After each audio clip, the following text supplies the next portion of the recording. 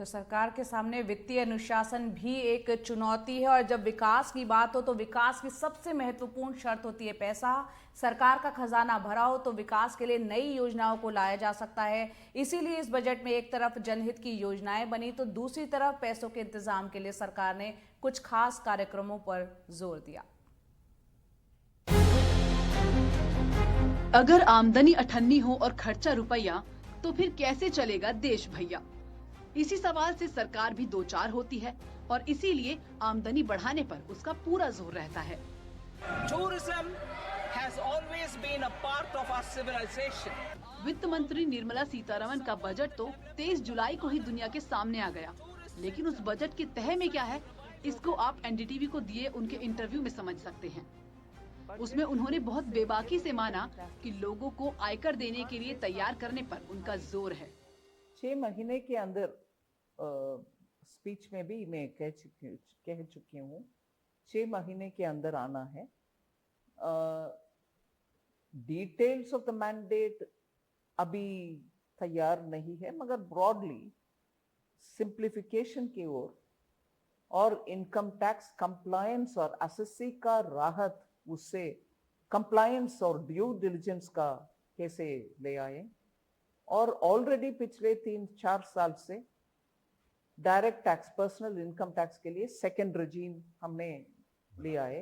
उसमें simplification, no exemption से सब करते हुए उसमें अभी बहुत सारे लोग ओल्ड सिस्टम से इसमें आ रहे हैं। So we need to have a consistent, simple, easy to comply system.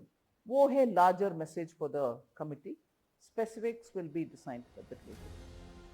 वित्त मंत्री निर्मला सीतारमण खजाना भरने के लिए जिन उपायों पर माथापच्ची कर रही हैं, उसका इजहार उन्होंने एनडीटीवी को दिए इंटरव्यू में भी कर दिया।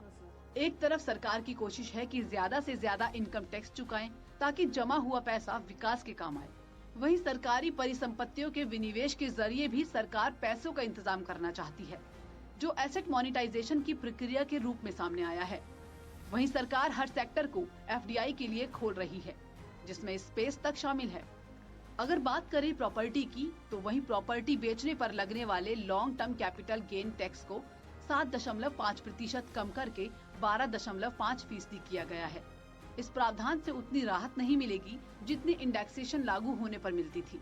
नए प्रावधानों में सरकार ने इंडेक्सेशन को हटा दिया है, यानी अब पुराना मकान या प्लॉट बेचने पर ज्यादा टैक्स देना होगा। ऐसे में सवाल उठता है कि क्या सरकार इंडेक्सेशन पर अपने कदम पीछे खींच सकती है। ये सवाल जब एनडीटीवी के editor in chief Sanjay Pugalia ने वित्त मंत्री से पूछा तो उन्होंने जवाब से किनारा कर लिया। कोई कुछ कमेंट कर नहीं सकती हूँ उसमें, क्योंकि बजट और फाइनेंस बिल पार्लियामेंट में टेबल हो चुका है। पार्लियामेंट चालू है, सेशन चल रही है। मैं कोई बाहर मीडिया के द्वारा कुछ कहूं तो पार्लियामेंट्री प्रिविलेज को मैं क्रॉस कर रही हूं।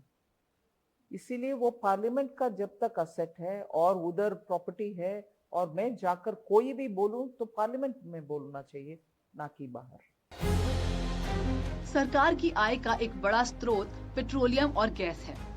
जब सारी चीजों पर जीएसटी लागू है तो डीजल पेट्रोल पर क्यों नहीं? इस सवाल का जवाब भी राज्यों के सामूहिक फैसले और जीएसटी काउंसिल पर छोड़ दिया गया है। एनडीटीवी इंडिया की रिपोर्ट।